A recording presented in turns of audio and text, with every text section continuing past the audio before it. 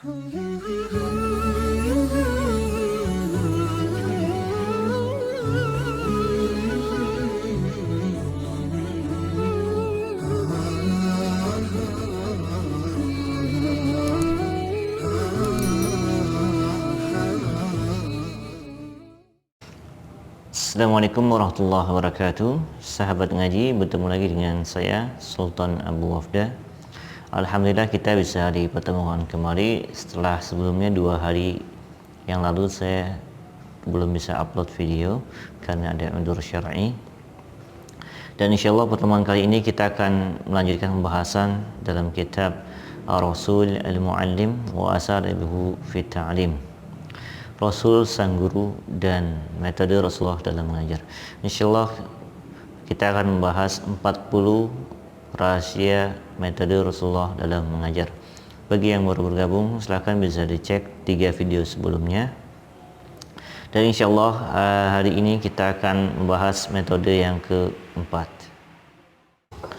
Sebelum kita membahas metode yang keempat, kita akan membahas dulu tentang kesempurnaan metode Rasulullah dalam mengajar dan budi pekerti Rasulullah. Pengarang kitab ini Syekh Abdul Fattah Abu Ghuddah mengatakan bahwa buku ini tidak akan cukup untuk merangkum semua petunjuk Rasulullah dalam pengajaran. Tapi kalau untuk membahas tentang tujuan utama pendidikan, insyaallah kan ada pembahasan yang tersendiri. Dan meskipun Rasulullah di satu sisi adalah orang yang ummi buta huruf, tapi di sisi lain Allah telah menganugerahkan anugerah yang sangat besar kepada Rasulullah. Allah memberikan kepadanya keistimewaan ilmu yang tidak tertandingi oleh siapapun kepada Rasulullah SAW. Kemudian menyempurnakan nikmat kepada Rasulullah SAW berupa kepribadian yang unik, sempurna dan sangat berharga. Sebagaimana terdapat dalam firman-Nya di surat An-Nisa ayat 113. وَعَلَّمَكَ مَا لَمْ تَكُنْ تَعْلَمْ وَكَانَ فَضْلُ اللَّهِ عَلَيْكَ عَظِيمًا. Dan dialah Allah yang mengajarimu apa yang belum kau ketahui, dan karunia Allah atasmu sangatlah besar. Teman-teman, Allah langsung yang memberikan ilmu kepada Rasulullah. Yang mengajari Rasulullah itu Allah langsung memberikan ilmu yang sangat banyak, dan karunia-Nya berupa kepribadian yang luhur, yang baik, yang akhlak yang sempurna, budi pekerti yang baik, itu langsung Allah sempurnakan kepada Rasulullah, sehingga Rasulullah bisa menjadi guru yang terbaik yang mengajarkan kepada umatnya. Dan beliau adalah guru utama yang mengajarkan kebaikan di dunia ini. Baiklah teman-teman, kita akan masuk ke pembahasan metode. Metode yang keempat adalah memperhatikan perbedaan karakter setiap peserta didik. Ya, Rasulullah sangat memperhatikan karakter perbedaan pada sahabatnya, baik yang baru belajar Islam maupun yang sudah lama masuk Islam. Dan Rasul sangat memperhatikan kepada siapa yang menanyakan, apa yang dibutuhkan oleh penanya, dan karakter setiap orang penanya jawabannya akan berbeda-beda. Beliau mengajari setiap orang berdasarkan kadar pemahamannya, dan beliau sangat menjaga perasaan bagi para pelajar pemula, dan beliau tidak memberikan materi pengajaran yang diberikan kepada pelajar yang sudah matang tidak diberikan ke pelajar pemula. Dan itu sesuai dengan hadis yang terdapat dalam Sahih Bukhari kitab Al-Ilm yang diriwayatkan oleh sahabat mulia Anas bin Malik, bahwa suatu ketika Rasul ditemani Mu'adz bin Jabal sedang berada di atas pelana hewan tunggangan melakukan perjalanan. Rasul tiba-tiba memanggil Mu'adz, "Wahai Mu'adz." Mu'adz pun menjawab, "Hadir ya Rasulullah," dengan senang hati. Nabi memanggil lagi, "Wahai Mu'adz." "Hadir Tuan," dengan senang hati. "Hai Mu'adz," ucap Nabi ketiga kalinya. "Hadir Tuan," jawab Mu'adz. Rasulullah lalu bertutur, tiada seorang pun hamba yang bersaksi dengan sungguh-sungguh dari dalam hatinya bahwa tiada Tuhan selain Allah dan Muhammad adalah hamba dan utusannya, kecuali Allah akan haramkan dirinya disentuh api neraka. Ya Rasulullah, bolehkah aku kabarkan hal ini kepada orang-orang supaya mereka bergembira? Tanya Mu'adz. Apa jawaban Rasulullah? Rasul menjawab, jangan, sebab mereka akan mengandalkannya. Jawab Rasul. Meski demikian, Mu'adz memberitahukan kabar gembira ini kepada manusia menjelang ia meninggal dunia. Hal itu dilakukan demi menghindari dosa lantaran menyimpan ilmu untuk dirinya sendiri. Maksud ucapan Nabi, mereka akan mengandalkannya adalah beliau melarang Mu'adz untuk memberitahu orang-orang perihal kabar gembira itu, sebab mereka akan enggan melakukan amal baik karena mengandalkan pemahaman yang dangkal bahwa hanya mengucapkan 2 kalimat syahadat saja cukup untuk menyelamatkan mereka dari neraka. Tidak seperti itu sebenarnya. Mereka tidak benar-benar paham bahwa maksud untuk mengucapkan 2 kalimat syahadat itu adalah menunaikan konsekuensi dari keduanya, dan ini sangat berat teman-teman. Baiklah teman-teman, dari hadis yang mulai ini kita dapat mengambil pelajaran besar bahwa mengajarkan ilmu yang mendetail secara khusus hanya kepada orang-orang yang telah kuat pikirannya dan matang pemahamannya adalah wajib. Kemudian tidak boleh menyampaikan ilmu kepada orang yang belum siap atau dikhawatirkan akan meremehkan dan mengandalkan 2 kalimat syahadat saja akibat dangkalnya pemahaman mereka. Kemudian Ibnu Rajab juga dalam kitab Syarah Bukhari menyampaikan, para ulama berpendapat dilarangnya Mu'adz menyampaikan kabar gembira itu supaya orang-orang tidak bergantung dan mengandalkan 2 kalimat syahadat saja. Dapat pula disebutkan bahwa hadis-hadis yang menyatakan keringan dan rukhsah tidak boleh disampaikan kepada orang-orang awam. Hal ini supaya mereka tidak salah memahami maksud yang disampaikan. Beda dengan Mu'adz setelah mendengar hadis ini, beliau malah semakin bersungguh-sungguh dalam beramal. Ketaatannya pun bertambah, ketakutannya kepada Allah pun bertambah. Dan ini tidak bisa disamakan dengan para orang-orang yang lain, karena derajat atau pemahamannya itu beda. Ada yang masih dangkal dan ada yang sudah tinggi pemahamannya ke tahap agama ini. Dan perihal untuk membatasi suatu ilmu, membatasi pengajaran ilmu secara detail itu sudah dilakukan oleh para sahabat.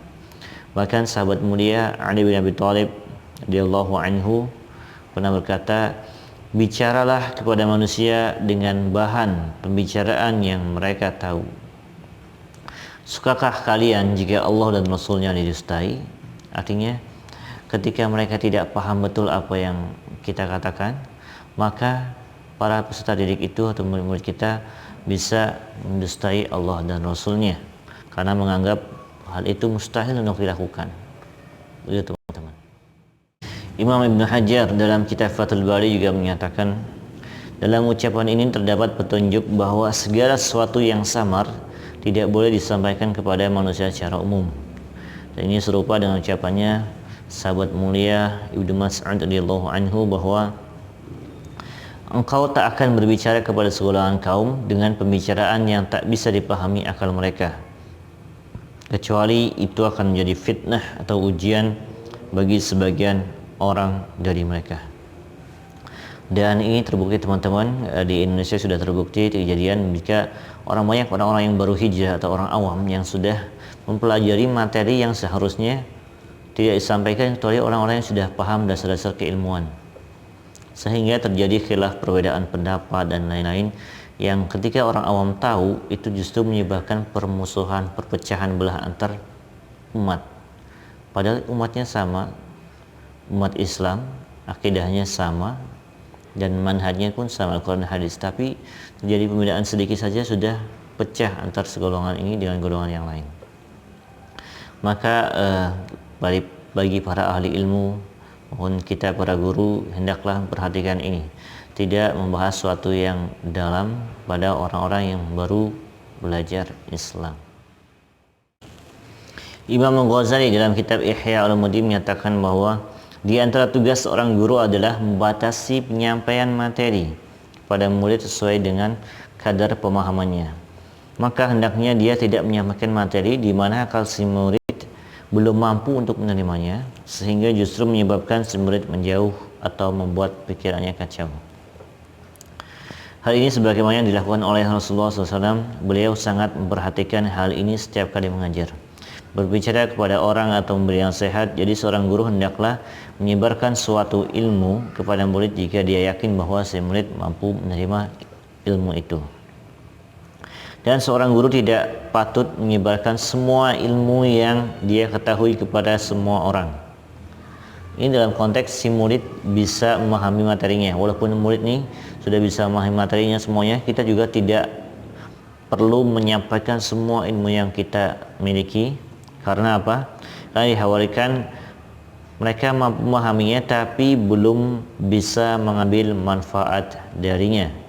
Ini kalau murid sudah paham, apalagi kalau muridnya belum paham dan tidak bisa mengambil manfaat, itu lebih fatal lagi. Hadis berikutnya yang berkaitan dengan metode yang keempat ini adalah hadis yang terdapat dalam kitab Musnad Imam Ahmad yang diriwayatkan oleh sahabat mulia Abdullah bin Amr bin Aus, dan ini berkaitan dengan kondisi kita saat ini yang sedang berpuasa. Dia berkata, ketika kami sedang bersama Rasulullah, datanglah seorang pemuda kepada Rasul. Dia bertanya, "Ya Rasulullah, bolehkah aku mencium istri ketika sedang puasa?" Rasul menjawab, "Tidak." Kemudian datanglah seorang lelaki tua dan menanyakan hal yang sama, "Bolehkah aku mencium istri ketika berpuasa?" Rasul menjawab, "Boleh." Mendengar jawaban itu, kami saling tatap merasa heran. Sahabat pun sambil heran, kenapa tadi yang boleh, kenapa tadi tidak boleh dan sekarang boleh? "Aku tahu kenapa kalian saling tatap," Rasul berkata seperti itu. "Ketahuilah, sesungguh orang tua itu lebih bisa menguasai diri, menguasai hawa nafsunya dibandingkan pemuda yang tadi." Maka setiap penanya kita kasih jawaban yang berbeda sesuai kondisi penanya itu. Dan murid kita pun seperti itu. Ketika ada murid yang bertanya, kita harus mengetahui bagaimana kondisinya, pemahamannya, kemampuannya. Kita harus perhatikan juga. Maksudnya adalah kenapa Rasulullah memerintahkan untuk pulang dan berjihad kepada orang tuanya adalah supaya dia lebih mengutamakan berbakti kepada orang tua daripada ikut berjihad. Karena pada kondisi orang ini, berbakti kepada orang tua lebih penting daripada jihad fisabilillah. Kemudian banyak hadis-hadis lain yang menjadi dalil dari metode ini. Salah satunya adalah hadis tentang orang yang datang Rasulullah kemudian minta wasiat dari Rasulullah. Rasulullah hanya menyawatkan, "La taghdab," jangan marah. Diulang-ulang selama 3 kali, "La taghdab, la taghdab." Karena orang itu mungkin pemarah. Jadi Rasulullah memberikan nasihat sesuai dengan kondisi orang tersebut. Di hadis yang lain juga Rasulullah memberi nasihat hanya "Qul amantu billah tsumma istaqim." Katakanlah aku beriman kepada Allah, disuruh beriman saja, kemudian istiqomah. Dan banyak hadis lainnya ada yang Rasulullah nasihati untuk kuasailah lidahmu, hendaknya rumahmu sendiri membuatmu merasa luas, dan menangislah atas kesalahanmu. Dan ada yang minta nasihat dan Rasulullah mengasihkan nasihatnya, "Berilah makan orang lain dan ucapkan salam pada orang yang kau kenal dan orang yang tidak kau kenal." Dan masih banyak hadis lainnya dalam metode ini. Yang intinya adalah Rasulullah selalu menjawab sesuai kebutuhan penanya, sesuai karakter si penanya itu. Baiklah teman-teman, itu yang dapat saya sampaikan. Semoga kita bisa mengambil pelajaran bahwa metode yang Rasulullah ajarkan adalah memperhatikan perbedaan karakter setiap peserta didik. Kita tidak boleh memberikan ilmu secara langsung semuanya tanpa memperhatikan bagaimana peserta didik kita dapat menerima ilmu itu dan bagaimana mereka dapat mengamalkannya. Dan kita juga tidak boleh mengajarkan yang rinci ilmu yang dalam kepada para pemula. Khawatir mereka merasa bosan atau mereka keberatan atau bahkan mereka belum paham apa yang kita sampaikan. Dan jangan sampai juga kita mengajarkan ilmu yang kepada orang belum siap, karena ilmu itu bisa menjadi fitnah, ujian. Ketika mereka mengetahui ilmu itu, mereka bahkan memfitnah ulama-ulama terdahulu. Bayangkan ulama yang sebelumnya, siapa kita dibandingkan para ulama terdahulu yang ilmu mereka begitu luas. Allah memberikan keberkahan kepada mereka semua. Itulah yang dapat saya sampaikan pada kesempatan ini. Semoga dengan sedikit ini bisa bermanfaat bagi kita semua. Kita tutup dengan baca doa. Allahumma anfa'na bima 'allamtana wa 'allimna ma yanfa'una warzuqna ilman wa tuqwan wa hudan wa salahan ya rabbal alamin.